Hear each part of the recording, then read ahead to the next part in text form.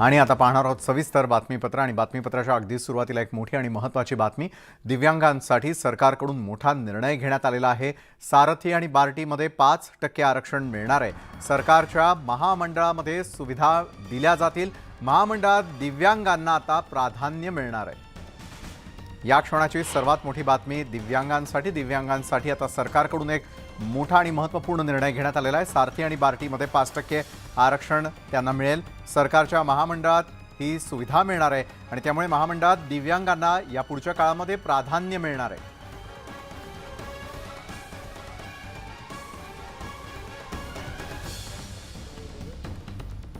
आणि या संदर्भात अधिक माहिती देतात आमचे प्रतिनिधी अजित मांढरे।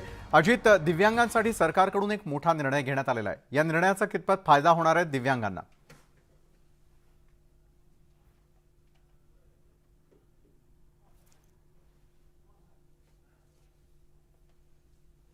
दिव्यांगांसाठी सरकारकडून एक मोठा निर्णय घेण्यात आलेला आहे। सारथी आणि बार्टीमध्ये 5% आरक्षणाचा हा निर्णय घेण्यात आलेला आहे। सरकारच्या महामंडळामध्ये ही सुविधा मिळेल। महामंडळामध्ये दिव्यांगांना या निमित्तानं प्राधान्य मिळणार आहे।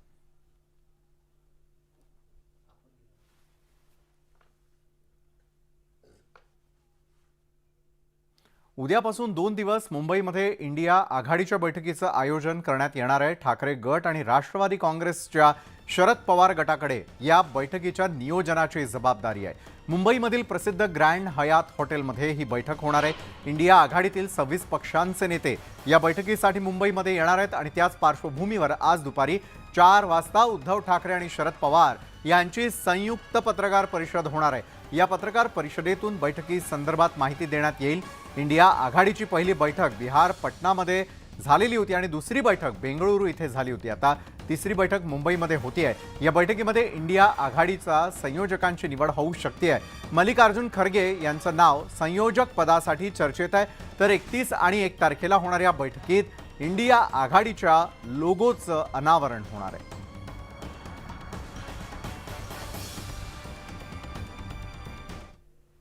स्वाभिमानी शेतकरी संघटनेनं इंडियाच्या बैठकीला विरोध केलेला आहे। नितीश कुमार आणि नाना पटोले यांनी राजू शेट्टींना निमंत्रण दिल्यानंतरही राजू शेट्टी आपल्या भूमिकेवरती ठाम आहेत। शेतकऱ्यांच्या बाबत ठोस भूमिका जाहीर करण्याची मागणी केलेली असतानाही कुठलीही ठोस भूमिका न घेतल्यानं बैठकीला न जाण्याच्या निर्णयावरती राजू शेट्टी ठाम आहेत।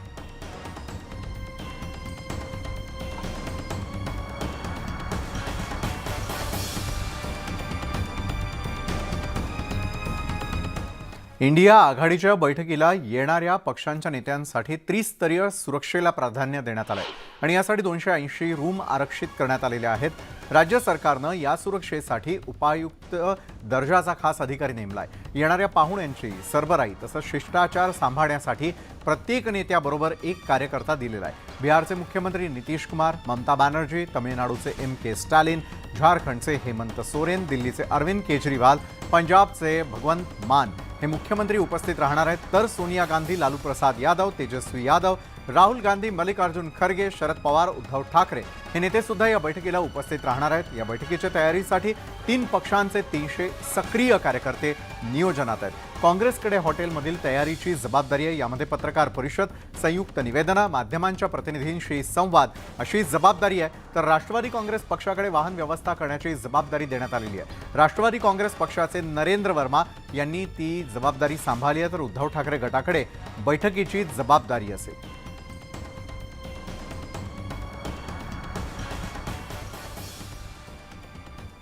तर इंडियाच्या बैठकीसाठी काश्मीरपासून कन्याकुमारीपर्यंतच्या राजकीय पक्षांचे नेते मुंबईमध्ये येत आहेत। त्यांचं स्वागत जसं पारंपरिक पद्धतीनं होणार आहे तसंच त्यांच्यासाठी जेवणाचा मेन्यू देखील अस्सल मराठमोळ्या खाद्यपदार्थांनी सजलेला असणार आहे। 31 ऑगस्टला पहिल्या दिवशी पाहुण्यांच्या ताटात महाराष्ट्राच्या विविध भागांमधील पारंपरिक पदार्थांचा समावेश असणार आहे। सकाळचा नाश्ता असो, दुपारचं लंच असो वा रात्रीचं डिनर, प्रत्येक ठिकाणी मराठमोळे खाद्यपदार्थ ठेवण्यात आलेले आहेत। नाश्त्याला वडापाव, बाकरवडी, नारळी वडीसह नाचणीचे वेफर्स असतील। सोबतीला चहा, कॉफी बरोबरच नारळ पाणी, लिंबू पाणी, फ्रूट ज्यूस असेल। तर जेवणासाठी शाकाहारी आणि मांसाहारी असा बेत आहे। गरमागरम भाकरी, झुणका, काळ्या वाटाण्याची उसळ, डाळिंब्याची उसळ, मसाले भात तसंच कोल्हापुरी तांबडा पांढरा रस्सा, मालवणी फिश करी याचा देखील समावेश आहे। स्वीट डिशमध्ये पुरणपोळी, करंजी, मोदक, दुधी मावा, मोदकाचाही समावेश आहे।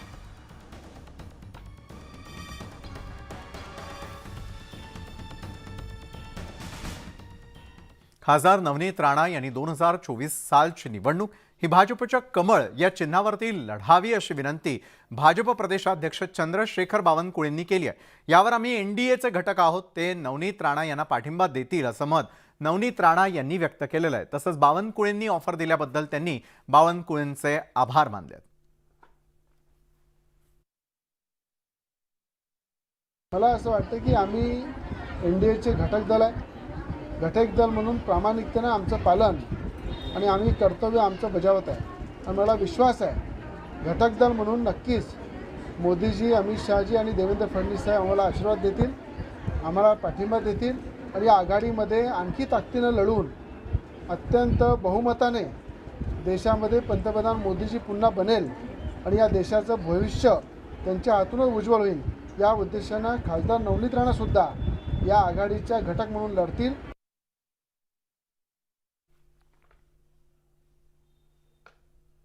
मंत्रिमंडळाच्या पायाभूत सुविधा समितीमधून मंत्री राधाकृष्ण विखे पाटील यांना काढण्यात आलेलं आहे। त्याऐवजी सहकार मंत्री वळसे पाटील यांची वर्णी लावण्यात आली। अजित पवार गट सत्तेत सहभागी झाल्यानंतर मंत्री विखे पाटील यांची समितीमधून गच्छंती झाली। या मंत्रिमंडळ पायाभूत समितीमध्ये अध्यक्ष मुख्यमंत्री एकनाथ शिंदे आहेत, तर त्याचे सदस्य देवेंद्र फडणवीस, अजित पवार, दिलीप वळसे पाटील, उदय सामंत, रवींद्र चव्हाण, अतुल सावे आणि दादा भुसे यांचा समावेश आहे। निर्णय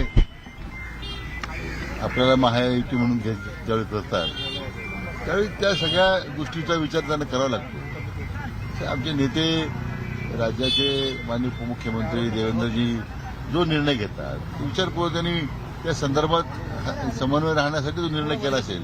आणि सगळ्यात महत्त्वाचं त्या समितीमध्ये स्वतः माननीय उपमुख्यमंत्री देवेंद्रजी आहेत, त्यामुळे तिथं मी त्या समितीत मी असो काय नसो, मी असतो आणि नसतो तरी त्यांनी काय आमचं दुसरी काय अडचणीचं नाही आहे। शेवटी नेते निर्णय करतात, आमचं काम अंमलबजावणी करण्याचं आहे।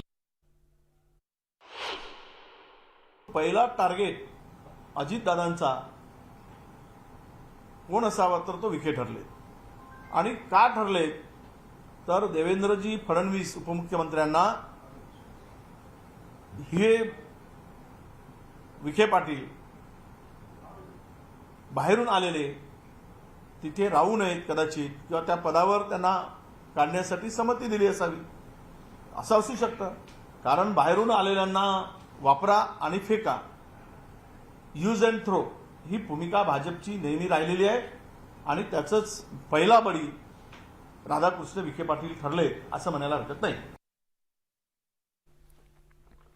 त्यानंतर वळूयात पुढच्या महत्त्वाच्या बातमीकडे, आणि ती म्हणजे की राऊतांसंदर्भातली ही बातमी आहे। शिवसेना ठाकरे गटाचे खासदार संजय राऊतांचे बंधू आणि आमदार सुनील राऊतांनी एक मोठं वक्तव्य केलं आहे। मला याआधी 100 कोटींची ऑफर होती आणि आज सुद्धा मला ऑफर आहे, कारण मी स्वतः आमदार आहेच, पण माझा ब्रँड संजय राऊत माझ्या मागे असल्यामुळे मला देखील 100 कोटींची ऑफर आहे असं सुनील राऊत म्हणाले।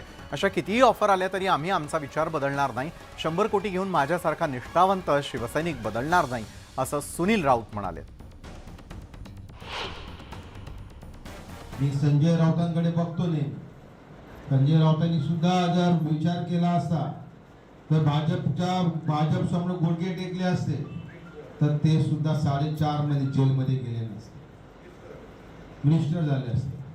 परंतु संजय राऊत डगमगला नाही, घाबरला नाही संकटात। त्यांनी निष्ठा बाळासाहेब ठाकरेमध्ये निष्ठा होती, पण तुम्हाला माहिती असेल म्हणून मी सांगतो की ते 4.5 महिने माझ्या घरच्यांनी कसे काढले असतील ना, हे ते त्याला समजणार नाही। ते पक्षासाठी, संघटनेसाठी त्या माणसाने जे केलेलं आहे हे त्यांनी झेललं, त्याच्यापेक्षा जास्त माझ्या घरच्यांनी झेललं। परंतु आम्ही पक्ष सोडला नाही।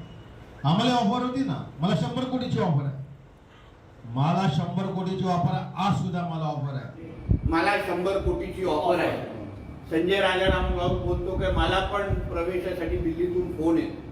कदाचित सुनील राऊतांनी काही शून्य जास्त लावले असतील असं मला वाटतं की त्याला कोण 100 रुपये पण येण्यासाठी देणार नाही, तर 100 कोटी तर फार लांबची गोष्ट आहे। आणि मी एक तुम्हाला खात्रीला एक सांगतो, मला एक काही माहिती तेव्हाच मिळालेली, जेव्हा संजय राजाराम राऊत जेलमध्ये होते तेव्हा हाच सुनील राऊत अमित शहाजींच्या घराच्या बाहेर 4 तास, दिल्लीच्या घराच्या बाहेर 4 तास जाऊन थांबलेला, भाजपच्या मुख्यालयाच्या बाहेर 4 तास जाऊन थांबलेला की काही करा आम्हाला भाजपमध्ये आम्ही यायला तयार आहे, पण माझ्या भावाला बाहेर काढा. केंद्र सरकारचा मुंबईवरती डोळा असून ती केंद्राला गिळंकृत करायची असल्यानंच शिवसेना फोडण्यात आल्याचा आरोप उबाठा गटाचे खासदार संजय राऊतांनी केला. मुंबईचा विकास आता महाराष्ट्र सरकार करणार नाही, त्यासाठी निवडणुका होऊ दिल्या जात नाही असा आरोप त्यांनी केला.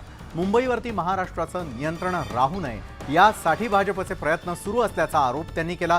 राऊतांच्या आरोपाला आमदार नितेश राणेंनी प्रत्युत्तर दिलंय. मोदी आणि शहा नसते तर ठाकरे कुटुंबियांनी मुंबई विकली असती अशी टीका राणेंनी केली. मुंबईला पाटणकर आणि सरदेसाई यांच्याकडूनच धोका असल्याचा आरोप राणेंनी केलाय. मुंबई गिळायची आहे, मुंबई विकायची आहे, मुंबई लुटायची आहे. मुंबई ही महाराष्ट्राची राजधानी राहू नये आणि राहिली तरी त्या मुंबईवर महाराष्ट्राचं नियंत्रण राहू नये, महाराष्ट्रात मराठी माणसाचं नियंत्रण राहू नये,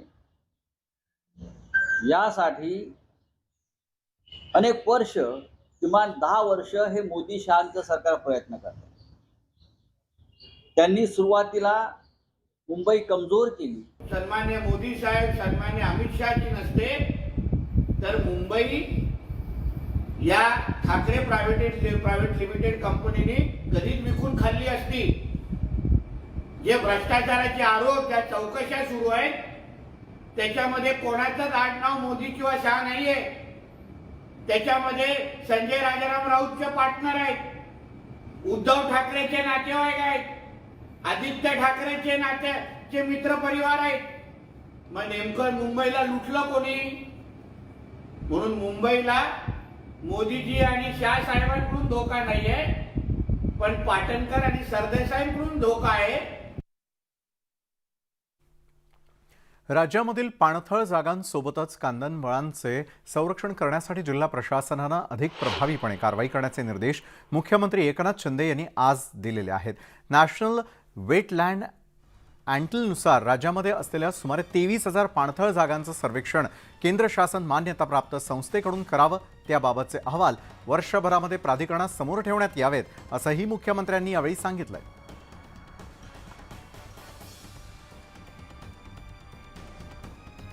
केंद्र सरकारनं घरगुती वापराच्या गॅस सिलेंडरचे दर कमी केल्यानंतर धुळ्यामध्ये जंगी स्वागत करण्यात आलं.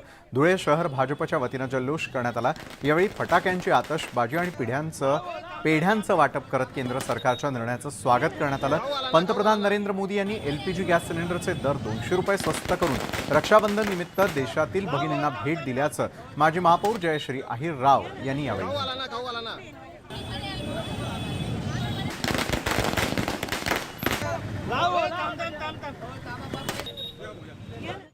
नरेंद्रजी मोदी साहेब यांच्या माध्यमातून रक्षाबंधनची भेट म्हणून जे सिलेंडरच्या गॅसच्या भावामध्ये 200 रुपये हे कमी करून देण्यात आले आणि जे उज्ज्वला गॅस योजनेचे लाभार्थी आहेत त्यांच्यासाठी 400 रुपये अशी त्या भावात कमी केले.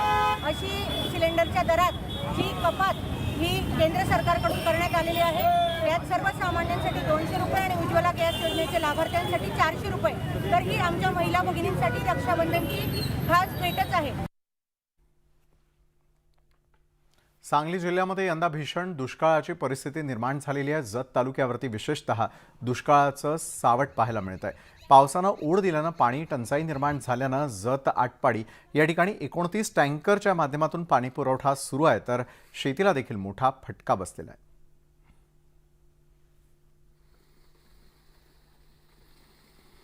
दुष्काळाचं सावट राज्यातील अनेक भागांमध्ये पाहायला मिळत आहे. असंच काहीसं सांगली या ठिकाणी देखील पाहायला मिळत आहे. पावसानं दडी मारल्यानं शेतकरी चिंतेत आहे, तर सर्वांना टँकरनं पाणी पुरवठा केला जातोय. 28-29 टँकर सध्या सुरू आहे, परंतु आम्ही परिस्थितीवरती वाच ठेवतोय आणि आपलं सगळं स्थानिक यंत्रणा आहे, तहसीलदार आणि BDO यांच्यासोबत रेग्युलर टचमध्ये आहे आणि जसं जसं मागणी येतं, सध्या तरी आपल्याला 29 टँकर सुरू आहे जिल्ह्यामध्ये. सध्या तरी कुठलाही नवीन मागणी आपल्याकडे प्रलंबित नाही आहे, परंतु जर एखादा मागणी तशी आली तर शासन निर्णयाच्या तरतुदीप्रमाणे तपासून आपण सर्वांना गावामध्ये पिण्याचे पाणी देण्याचं आपण करतोय. सांगली जिल्ह्यावरती दुष्काळाचं गडद सावट आहे आणि सांगलीतल्या अनेक जिल्ह्यांमध्ये अजूनही टँकरनं पाणी पुरवठा करण्याची वेळ आल्याचं पाहायला मिळत आहे. ठिकठिकाणी टँकर्सच्या माध्यमातून हे पाणी पुरवलं जात आहे. नागरी वस्त्यांमध्ये त्यानंतर स्थानिकांकडून या पाण्याचा साठा करून ठेवण्याची वेळ आलेली आहे. तब्बल 29 टँकरच्या माध्यमातून हे पाणी पुरवलं जात असल्याचं सांगलीतलं हे भयावह चित्र यंदाच्या पावसाळ्यातच पाहायला मिळतंय. अनेक ठिकाणी पावसानं ओढ दिल्यानंतर दुष्काळ सदृश्य परिस्थिती ही अनेक ठिकाणी निर्माण झाली आहे. ज्वारीची वाढ साधारणतः 5 ते 6 फूट व्हायला पाहिजे होती, पण ती 1च फूट झालेली आहे. पेरणीनंतर पाऊसच अजिबात आलेला नाही. पाऊस न आल्यामुळे वाढ थांबली. वाढ थांबल्यामुळं इथून पुढे जरी पाऊस पडला तरी या ज्वारीला पीक येणार नाही आणि जरी काय थोडं बहुत आलं तरी ते जनावरांसाठी फक्त त्याचं काम होईल. माणसासाठी याचा काही उपयोग होणार नाही. आता काही इथं पुढे पाऊस पडला तरी त्याचा काय उपयोग होणार नाही, कारण ही पूर्ण पीक वाया गेले रब्बीचं. त्या टेंबू बिंबूचं पाणी आलं असतं ते बरं झालं असतं. काय ते निदान माणसाला आता तळं बघितलं कोरडं आहे, माणसाला प्याला पाणी नाही. प्याला पाणी म्हणजे सरपंचाला कुठं तर सोय केली आहे एवढंच. शासनाने जनतेला सहकार्य करावं, चारा पाण्याची व्यवस्था करावी. जनावरांची चाऱ्याचे पूर्ण हाल होत आहेत, तरी चारा छावण्या चालू करून जनावरांना मुख्या जनावरांना ची सोय करावी अशी मी आपल्या माध्यमातून शासनाकडे विनंती करीत आहे. पावसानं दडी मारल्यामुळे अहमदनगर जिल्ह्यात दुष्काळजन्य परिस्थिती निर्माण झाली आहे. आधीच अवकाळी पाऊस आणि गारपिटीमुळे त्रस्त झालेल्या शेतकऱ्याला यावर्षी पावसानं धोका दिलाय. पावसाअभावी पिकं करपलेली असून अनेक गावांमध्ये पिण्याच्या पाण्याची टंचाई निर्माण झाली आहे. काही प्रमाणात धरणं भरलेली असली तरीही अकोला तालुका वगळता कुठल्याही तालुक्यामध्ये समाधानकारक पाऊस झाला नाही आणि त्यामुळे पंचनामे करून शेतकऱ्यांना पीक विम्यातून भरपाई देण्याच्या सूचना प्रशासनानं दिल्यात. पावसाची परिस्थिती सतत गॅप दिल्यामुळे पिकांची वाढ जी आहे ती खुंटलेली आहे. एका वेगळ्याने सांगायची गरज नाही आहे. आपल्याकडे साधारणतः एक 55 ते 60 काहीतरी मंडळं अशी आहेत तिथं सतत 21 दिवसापेक्षा जास्त त्या ठिकाणी पावसाने दडी मारलेली आहे. त्याचंही देखील आपण पीक विमा जे उतरवलेले शेतकरी आहेत त्यांना 25% ॲडव्हान्स देण्याच्या अनुषंगाने जे काही शासनाचे निकष आहेत ते तपासणी करण्याच्या सूचना आम्ही दिलेल्या आहेत. त्याच्यामध्ये जर नुकसान सिद्ध झालं तर त्या लोकांना विम्याच्या भरपाईपोटी 25% अनुदान आपल्याला ॲडव्हान्समध्ये त्यांना मिळेल. परभणी जिल्ह्यातही पावसानं पाठ फिरवलेली आहे. जिल्ह्यातील नदी नाले कोरडे ठाक पडले आहेत. येलदरी प्रकल्प वगळता सर्वच प्रकल्पांनी तळ गाठलाय. निम्न दुधना प्रकल्पामध्ये अत्यल्प पाणीसाठा शिल्लक आहे आणि त्यामुळे भविष्यात परभणी जिल्ह्यावर मोठं पाणी संकट उभं ठाकण्याची शक्यता आहे. पावसानं उघडीप दिल्यानं पिकांचंही मोठं नुकसान झालंय.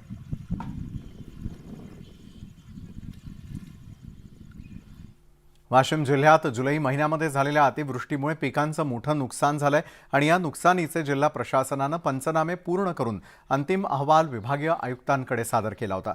अहवालानुसार कारंजा, मानोरा, मंगरुळपीर आणि मालेगाव या 4 तालुक्यामधील 57,226 हेक्टर क्षेत्रातील पिकांचं नुकसान झालं होतं.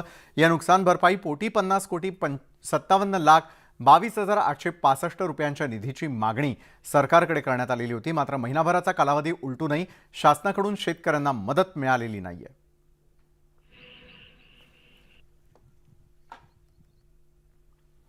भुसावळमधील वाघूर धरणामध्ये 57%च जलसाठा शिल्लक राहिला आहे. गेल्या वर्षीच्या तुलनेत यंदा 15.4% पाणीसाठा कमी आहे. पुढील काळामध्ये यंदा पाऊस असाच कमी झाला तर 800 हेक्टरवरील सिंचन क्षेत्र आणि भुसावळ तालुक्यामधील वराडसीम, गोजरे, गोभी या गावांच्या पिण्याचा पाण्याचा प्रश्न निर्माण होऊ शकतो. सर्वात जास्त पर्जन्यमान असलेल्या मावळ तालुक्यात पावसानं पुन्हा पाठ फिरवली आहे. संपूर्ण मावळ आणि पिंपरी चिंचवड शहराला पाणीपुरवठा करणाऱ्या पवना धरणाच्या पाणलोट क्षेत्रात 0 पावसाची नोंद, तर गेल्या 24 तासात तालुक्यात फक्त 3 मिलीमीटर पाऊस लोणावळ्यात झालेला आहे. परंतु महिनाभर तालुक्यामध्ये समाधानकारक पाऊस झाल्यानं पवना धरणासह मावळ तालुक्यातील अनेक धरणांनी 100 गाठली आहे.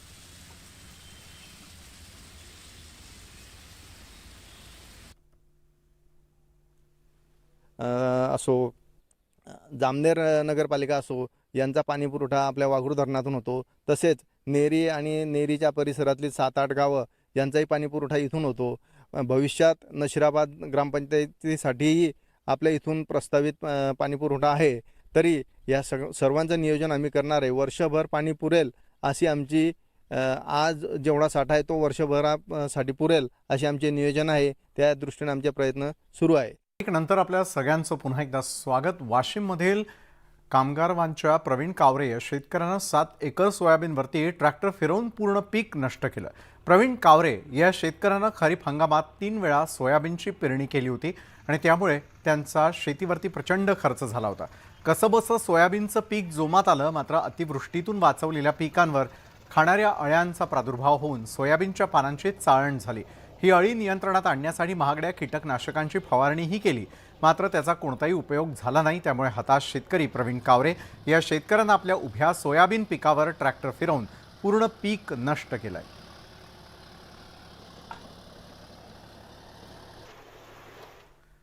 लातूर जिल्ह्यामध्ये पावसानं पाठ फिरवलेली आणि त्यामुळे खरीप हंगाम संकटात आलेला असून पिकं वाचवण्यासाठी शेतकऱ्यांची धडपड सुरू आहे.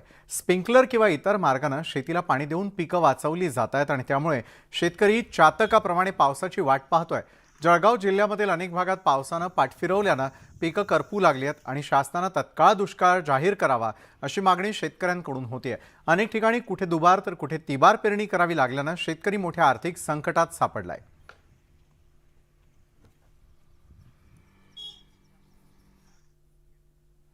छत्रपती संभाजीनगर जिल्ह्यामध्ये सरासरीपेक्षा 43% एवढाच पाऊस झालेला आहे आणि त्यामुळे बळीराजा पुन्हा एकदा संकटात सापडलाय. मागील 25 दिवसांपासून पावसाचा खंड असल्यानं शेतातील पिकं आता वाळू लागली आहेत. खरीपाचं पीक हातचं जाणार असल्यानं शेतकरी देखील हवालदिल झालाय.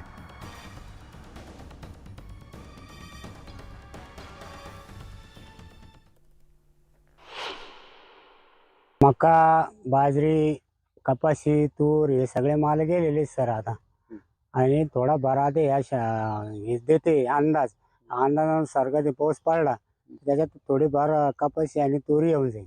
बाकी 3 मालाचा तर काही विषय राहिला नाही आता. त्याच्यातलं 20% राहिलं आणि चारा होईल फक्त ढोरायला. तो बी चारा आता बुटकेची. त्याच्यामुळं याच्यामध्ये आता शासनाने हे करून सनी मदत जाहीर करायला पाहिजे. मनमाडमध्ये मुसळधार पावसानं हजेरी लावली आहे. तब्बल 2 महिन्यांनंतर शहरात पावसानं हजेरी लावल्यानं बळीराजा सुखावलाय. पावसाअभावी मारा टाकलेल्या पिकांना या पावसामुळे जीवदान मिळालंय.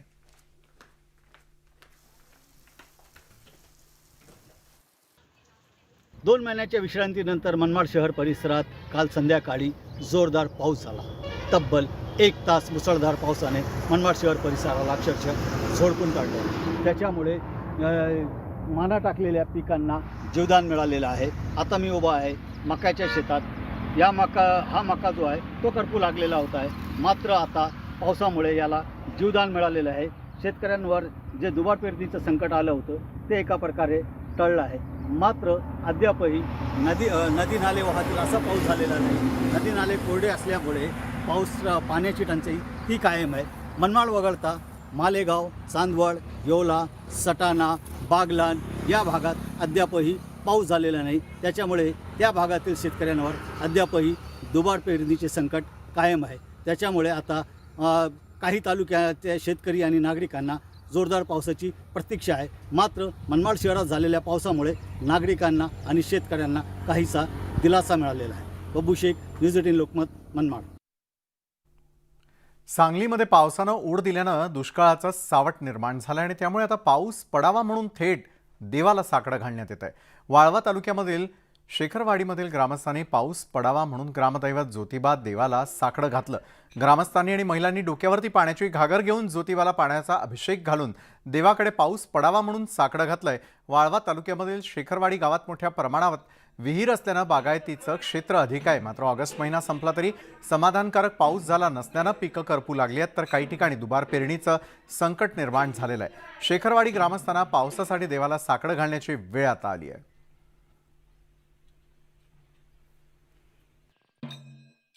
सुरुवातीला जून महिन्याच्या पेरण्या केल्या, त्या पेरणीच्या ह्याच्यावरती आपण चांगल्या उगवणे पण झाल्या, पण नंतर जूनच्या अखेरपर्यंत पाऊस उघडल्यानंतर आता सगळी पिकं करपायला लागलेली आहेत. विहिरी कोरड्या पडल्यात. आता पिकं पूर्णपणे करपल्यात. दुपारसुद्धा धरून दिना झालेत. एवढी पिकं पूर्णपणे करपल्यात. सगळे नुकसान व्हायला लागले. तरी शासनानं ह्या गोष्टीची दखल घेऊन आम्हाला भरपाई मिळवून द्यावी आणि ह्याकडे लक्ष शासनाने द्यावाची माझी विनंती आहे. नागपूर जिल्ह्यामध्ये जनावरांवरती लंपी रोगाची दुसरी लाट आल्यानं शेतकऱ्यांमध्ये भीतीचं वातावरण आहे. प्रशासनानं जनावरांच्या बाजारपेठा बंद केलेल्या आहेत. या लंपीच्या दुसऱ्या लाटेत आतापर्यंत 55 जनावरांचा मृत्यू झालाय. जिल्ह्यामध्ये आतापर्यंत 259 जनावरांना लंपीची लागण झाली आहे. लंपीचा प्रसार थांबवण्यासाठी जिल्हा प्रशासनाची लसीकरण मोहीम सुरू आहे. मध्य प्रदेशसह शेजारच्या जिल्ह्यांमधून नागपूर जिल्ह्यात जनावर वाहतुकीवर देखील बंदी घालण्यात आलेली आहे. जळगाव जिल्ह्यातील पाचोरा तालुक्यामध्ये लंपी आजारानं डोकं वर काढलंय.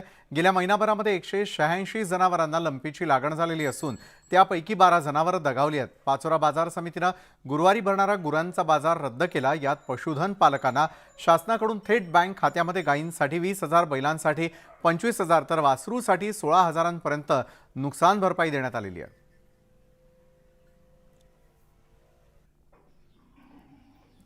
तर लंपीमुळे पुणे जिल्ह्यामधील 7 तालुक्यांमध्ये बैलगाडा शर्यतीवरती बंदी घालण्यात आलेली आहे. पुणे जिल्ह्यामधील 7 तालुक्यांमध्ये जनावरांमध्ये लंपीचा प्रादुर्भाव वाढलाय.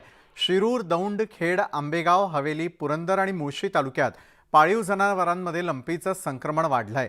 लंपीचं संक्रमण रोखण्यासाठी पुणे जिल्हाधिकाऱ्यांकडून जनावरांची वाहतूक, जनावरांचा बाजार बंद ठेवण्याचा आदेश देण्यात आलाय.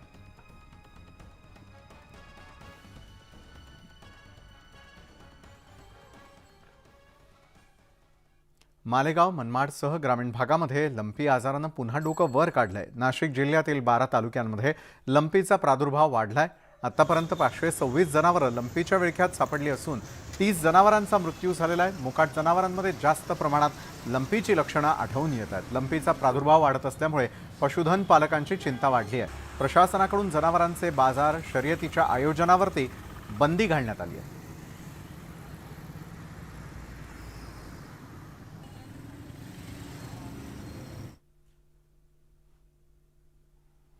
धुळे महानगरपालिकेमध्ये उशिरा येणाऱ्या कर्मचाऱ्यांविरोधात वरिष्ठ अधिकाऱ्यांनी कारवाईचा बडगा उगारला.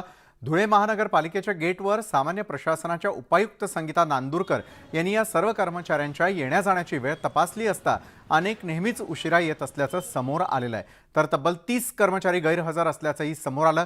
गैरहजर असलेल्या कर्मचाऱ्यांविरोधात विनावेतनची कारवाई करण्यात येणार आहे.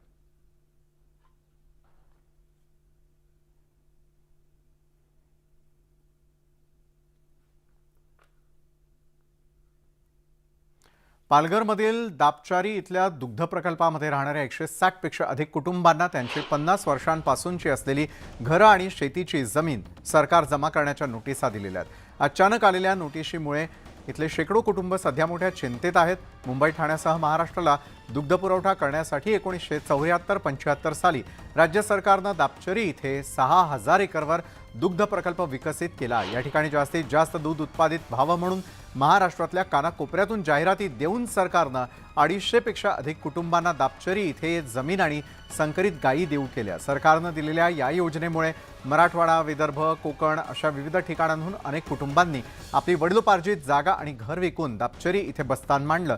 मात्र आता 50 वर्षांनंतर सरकारनं अचानकपणे 160 पेक्षा जास्त कुटुंबांना घर आणि युनिट सोडण्याच्या नोटिसा बजावल्यात. त्यामुळे आता पुढे आम्ही जायचं कुठे आणि जगायचं कसं असा संतप्त सवाल इथल्या प्रकल्पवासियांकडून विचारला जातोय. ज्या वेळेला आम्ही इकडे आलो त्यावेळेला एखादं झाड नव्हतं का काय, पान नव्हतं मिळत, पाणी नाही, लाईट नाही, फक्त घर होतं, त्याला दरवाजे नाही, काय पण नाही. अशा वेळेला आम्ही शासनाने सांगितल्याप्रमाणे घरदार सोडून आलेले आहेत. सगळ्यांना आम्ही सोडून आलेले आहेत गाव बिव. आता आम्हाला तिकडे कोणीच विचारत नाही की तुम्ही तिकडे गेले, आम्ही आता तुम्हाला इथे काय करणार नाही. पण आम्ही आमच्या कष्टाने सगळं हे केलेलं आहे. आज गायी तुम्ही दिल्या आम्हाला, पण आम्ही त्याप्रमाणे दूध पण भरलेली आहेत 50-50 लिटर. हो, आम्हाला काल नोटीस दिली की तुम्ही कर्ज संपूर्ण थकबाकी भरा आणि 15 दिवसामध्ये आमचं युनिट आम्हाला परत करा. पण ते आम्हाला पर्याय काय आहे? आम्ही कोणाच्या याच्यावर आम्ही कुठे जाणार, कुठे राहणार आम्ही? त्यावेळेस ज्या पेपरला ॲडव्हर्टाईज होती त्यावेळेस ते बघून आणि एक स्वप्न दाखवलं प्रकल्पाचं की दुग्ध व्यवसाय करा की तुमची मोठ्या प्रमाणात भरभराट होईल. त्यावेळेस मी तर फार लहानच होतो. त्यावेळेस इथे आम्हाला आणलं गेलं आणि मोठी स्वप्न दाखवून 1 हेक्टर जमीन दिली गेली आणि एक करारनामा केला गेला की त्या करारनाम्यात कुठेही कोणताही उल्लेख नाहीये की तुम्ही इतकी वर्ष इथे राहायचंय किंवा 11 महिने, हा कोणताही उल्लेख नाहीये. बरोबर. त्यानंतर आम्ही तो रिन्यू करण्याची त्यामुळे काही प्रश्नच आला नाही. आता त्यांना अचानक ही जाग आलेली आहे की तुम्ही हे 11 महिन्याचा तुम्ही करारनामा करा. बरोबर. तो करा आणि आमचं युनिट ती थकबाकी भरा आणि आमचं युनिट आमच्या ताब्यात निघून जा. तर आम्ही आता इतके वर्ष राहिलेलो आहे, साधारण 48-49 वर्ष आम्हाला झाली आता. तर आम्ही आता नेमकं जायचं तरी कुठे मग? ब्रेक नंतर आपल्या सगळ्यांचं पुन्हा एकदा स्वागत. कोकणामधील समुद्र किनारा खवळलेला असून समुद्राला सध्या मोठी भरती आली आहे. समुद्र किनारपट्टीवरती ठिकठिकाणी लाटा उसळत असल्याचं पाहायला मिळत आहे.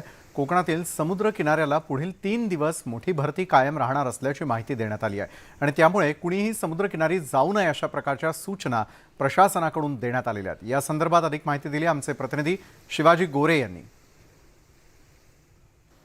कोकणातील समुद्राला आलेल्या भरती संदर्भातली आपण दृश्य यावेळेला पाहतोय. रत्नागिरीतील दापोली इथल्या किनारपट्टी भागामध्ये मोठ्या लाटा उसळत असल्याचं पाहायला मिळतंय. समुद्रकिनारी न जाण्याचं आवाहन याच पार्श्वभूमीवर केलं जात आहे.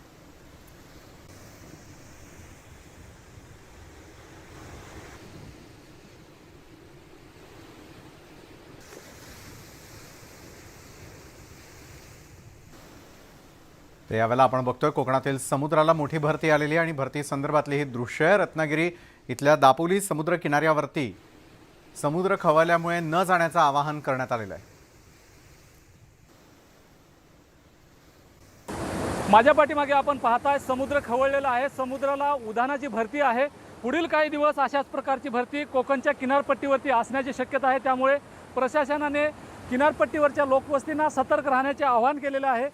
कोणीही समुद्र किनाऱ्यावरती जाऊ नये अशा प्रकारच्या सूचना सुद्धा देण्यात आलेल्या आहेत. समुद्राची ही भरती मी आपल्याला दाखवतोय, ही उधाणाची भरती आहे. समुद्रामध्ये सुमारे 3 ते 4 मीटर उंचीच्या लाटा सुद्धा निर्माण झाल्यात. पुढील 3 दिवस अशाच प्रकारची भरती कोकणच्या समुद्र किनाऱ्यावरती आपल्याला पाहायला मिळणार आहे. समुद्र किनाऱ्यावरचे जे बीच आहेत त्या बीचवरती पर्यटकांनी सुद्धा जाऊ नये अशा सूचना देण्यात आलेल्या आहेत. यापूर्वी अतिवृष्टीच्या काळामध्ये मोठ्या प्रमाणामध्ये समुद्र किनाऱ्यावरती भरती आपण पाहिली होती. आता पुन्हा एकदा या समुद्र किनाऱ्यावरती आपल्याला भरती पाहायला मिळते. त्यामुळे कुठेतरी प्रशासनाने सतर्क राहण्याचे आवाहन सुद्धा केलंय. शिवाजी गोरे, न्यूज 18 लोकमत, दापोली, रत्नागिरी. आणि आता बातम्या पाहणार आहोत रक्षाबंधनासंदर्भातल्या.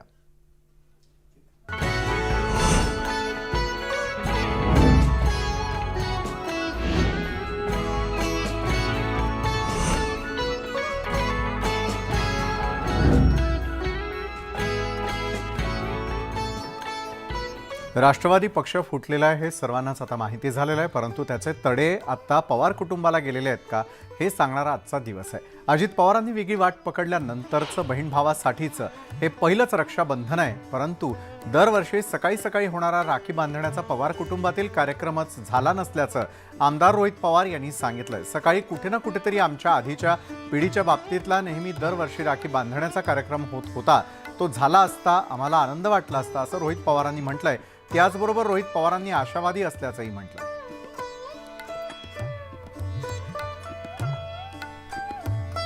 आज सकाळी कुठं ना कुठं तरी आमच्या आधीच्या पिढीच्या बाबतीतला जर नेहमी दरवर्षी राखी बंधनाचा जो कार्यक्रम होत होता तो झाला असता तर आम्हालाही आनंद वाटला असता.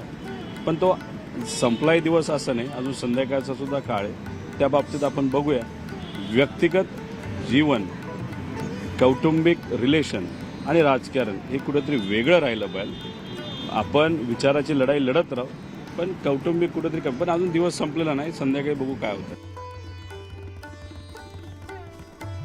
संपूर्ण देशभरामध्ये रक्षाबंधन सण उत्साहात साजरा होतोय. पंतप्रधान मोदींनी अनोख्या पद्धतीनं रक्षाबंधन साजरं केलंय. मोदींनी दिल्लीतील एका शाळेत जाऊन तिथल्या लहान मुलींकडून राखी बांधून घेतली, तर त्या लहान मुलींना मोदींनीही राखी बांधून रक्षाबंधन सण साजरा केलेला आहे.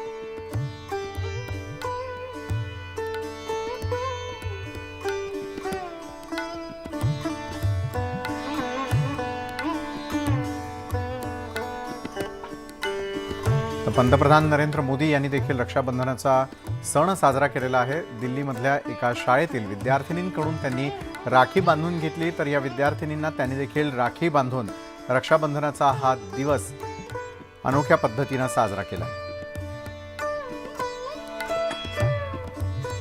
भाऊ बहिणीच्या नात्याचा पवित्र मानला जाणारा सण म्हणजे रक्षाबंधन. राज्याचे उपमुख्यमंत्री देवेंद्र फडणवीस यांना मुस्लिम महिलांनी राखी बांधली आहे. दरवर्षीप्रमाणे यंदा सुद्धा 25 मुस्लिम भगिनींनी फडणवीसांना राखी बांधली. फडणवीस मुस्लिम समाजासाठी चांगलं काम करत असल्याचं कौतुक या भगिनींनी केलं.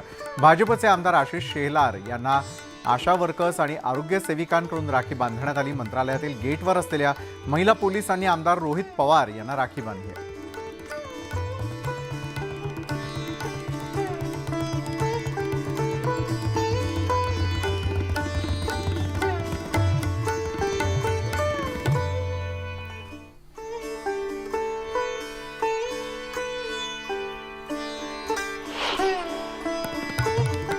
अमरावतीच्या खासदार नवनीत राणा यांनी देखील सैनिकांसोबत रक्षाबंधनाचा सण साजरा केलेला आहे. खासदार नवनीत राणा यांना Y+ दर्जाची सुरक्षा आणि त्यांच्या सुरक्षेसाठी 24 तास CISFचे जवान आणि पोलीस तैनात असतात. त्यामुळे नवनीत राणा यांनी त्यांच्या सुरक्षेसाठी तैनात असलेल्या सुरक्षा रक्षकांच्या राखी बांधलेल्या. तर विठ्ठल सहकारी साखर कारखान्याचे चेअरमन अभिजित पाटील मुंबई यांना राष्ट्रवादी काँग्रेसच्या नेत्या खासदार सुप्रिया सुळे यांनी राखी बांधली. या क्षणाला चंद्रशेखर बावनकुळे बोलतायत. थेट जाऊयात. यातली बारूद निघाली आहे, फुसकी बॉम्ब आहे. आणि ह्या फुसकी बॉम्बमुळं काय होणार आहे? काहीच होणार नाही आहे. केवळ नाटक कंपनी आहे, नौटंकी आहे. नागपुरात येतील, मुंबईत येतील, हॉटेलमध्ये राहतील आणि हॉटेलमध्ये राहून मुंबई 2 दिवस फिरतील आणि निघून जातील. अशी ही बैठक आहे. या बैठकीत काही तथ्य नाही, काही अजेंडा नाही आहे, कुणी कोणासोबत नाही. आणि जे लोक, जे नेते किंवा ज्याच्या पक्षाचे नेते या ठिकाणी येत आहेत, जवळपास 10-12 पक्ष असे आहेत की ज्या पक्षाचा एकही मत या ठिकाणी नाही आहे. फक्त एक आम्ही मोदींच्या विरुद्ध मोठ बांधतो आहे हे दाखवण्याकरता येत आहे. तुम्ही मला परवा बैठक झाल्यावर सांगा, आपण सर्वांनी समजावून, की या बैठकीत आलेल्या प्रत्येक नेत्यांचे किती मतं महाराष्ट्रात आहेत, याला पक्ष किती मोठे यांचे आहेत. त्यामुळं केवळ हे मोदीजींच्या विरुद्ध काहीतरी महाराष्ट्रामध्ये, पण महाराष्ट्राची जनता ही 45+ लोकसभा महायुतीच्या निवडून देणार आहे. आजचा युवा वर्ग मोदींच्या मागे आहे. मी प्रवास करतो आहे लोकसभेमध्ये, मोदी मोदी मोदी करत करत युवा वर्ग मोठ्या प्रमाणावर घरचलो अभियानाला माझ्यासोबत का येत आहे. आणि आमचा विश्वास आहे की 51% मतं मोदींच्या नेतृत्वामध्ये महायुतीला मिळतील आणि मोठ्या प्रमाणावर आमचा विजय होईल. इंडियाच्या बैठकीसाठी प्रकाश आंबेडकरांना आमंत्रण नाही. ते म्हणतात की काँग्रेस पुढे आमंत्रण नाही, पण आमची त्या बैठकीमध्ये वकील हे उद्धव ठाकरेसोबत आहे. नाही, प्रकाश आंबेडकर साहेबांना बोलवायचं की नाही बोलवायचं हा त्यांचा निर्णय आहे. परंतु प्रकाश आंबेडकर साहेबांची भूमिका कधीच काँग्रेस आणि राष्ट्रवादीला पटली नाही. प्रकाश आंबेडकर साहेबांना खरं तर पहिल्यापासून काँग्रेस आणि राष्ट्रवादीने बाजूला ठेवलं आहे. आणि त्यामुळं मला वाटतं की त्यांना बोलवलं नसेल, तर शेवटी आता ते त्या उद्धवजीसोबत आहेत, त्याचा निर्णय उद्धवजी करतील किंवा प्रकाश आंबेडकरजी करतील. पण काँग्रेस ही नेहमी मागासवर्गीयाच्या विरुद्ध राहिली आहे. महामानव डॉक्टर बाबासाहेब आंबेडकरांचा पराभव काँग्रेस पार्टीने केला होता. महामानव डॉक्टर बाबासाहेब आंबेडकरांचा पराभवसुद्धा काँग्रेस पार्टीनेच केला होता. त्यामुळं काँग्रेस पार्टी आंबेडकर विरोधीच राहिली आहे, तेव्हाही आणि आजही. कर्नाटकमध्ये जी आहे ती गृहलक्ष्मी योजना लागू केलेली आहे असल्याची चर्चा आहे नाशिकच्या पालकमंत्रीपदावरून दादा भुसे गिरीश महाजन. काही चर्चाच नाही आहे, तर त्या ठिकाणी कुठलीही त्या ठिकाणी वाद होणार आहे. खरं तर आता राष्ट्रवादी काँग्रेसचे मंत्री, आमचे मंत्री सर्व पुन्हा त्या ठिकाणी पुनर्रचना होईल. आज चर्चा त्या विषयाची काहीतरी कुठली तरी बातमी सकाळी नरेटिव्ह सेट करतात आणि पाठवतात. त्यामुळं मला वाटतं या चर्चेला अर्थ नाही. कर्नाटकमध्ये जे आश्वासन काँग्रेसनं दिलं होतं 2000 रुपये महिना गरीब कुटुंबांना देणार होतं, त्याचा आजपासून शुभारंभ झालेला आहे गृहलक्ष्मी योजनेचा. तो शुभारंभ होईल आणि बंद पडेल. कारण कर्नाटकच्या काँग्रेस पार्टीने ज्याप्रमाणे लोकांना ॲफिडेव्हिट दिले आहे, शपथपत्र दिले किंवा मॅनिफेस्टो दिला, हे करूच शकत नाही. राज्याच्या 5 वर्षाचं बजेट कर्नाटकचं 1 वर्षात जरी खर्च केलं तरी त्यांनी दिलेल्या घोषणा किंवा त्यांनी दिलेले आश्वासनं पूर्ण होऊ शकत नाही. आज सुरुवात करतील, 2 महिन्यांनी बंद पडेल, पुन्हा लोकसभेला त्यावेळी सुरुवात करतील, पुन्हा बंद पाडतील. ते आश्वासनं खोटे होते, तो मॅनिफेस्टो खोटा होता. कर्नाटकमध्ये काँग्रेसनी जनतेला फसवलं आहे. काँग्रेसनी त्या ठिकाणी प्रलोभनं दिले, ते प्रलोभनं कधीच पूर्ण होऊ शकत नाही. 10 वर्षाचं बजेट जरी पुढच्या 5 वर्षात खर्च केलं तरी होणार नाही आहे. आणि त्यामुळे लोकसभेच्या निवडणुकीमध्ये कर्नाटकची जनता काँग्रेसचा बदला घेतील. भाऊ प्रकाश आंबेडकर असे बोलले की भाजप सोबत जाण्यासाठी मला शिवसेनेने नाही रोखलं किंवा काँग्रेसने नाही रोखलं, मी स्वतः रोखलंय. उद्या जर का प्रकाश आंबेडकरांनी इच्छा व्यक्त केली की भाजपसोबत यायचं आहे तेव्हा काय? मोदीजींच्या नेतृत्वामध्ये देशाच्या विकासाकरता, आत्मनिर्भर भारताच्या संकल्पाकरता, आत्मनिर्भर भारताला पुढं नेण्याकरता आणि देशामध्ये जगातला सर्वोत्तम देश हा घडवण्याचा मोदीजींनी जो संकल्प केला आहे त्या संकल्पाला साथ देण्याकरता या देशामध्ये, राज्यामध्ये कुणी आलं तरी भारतीय जनता पार्टी त्यांचं स्वागतच करताय, करेलही.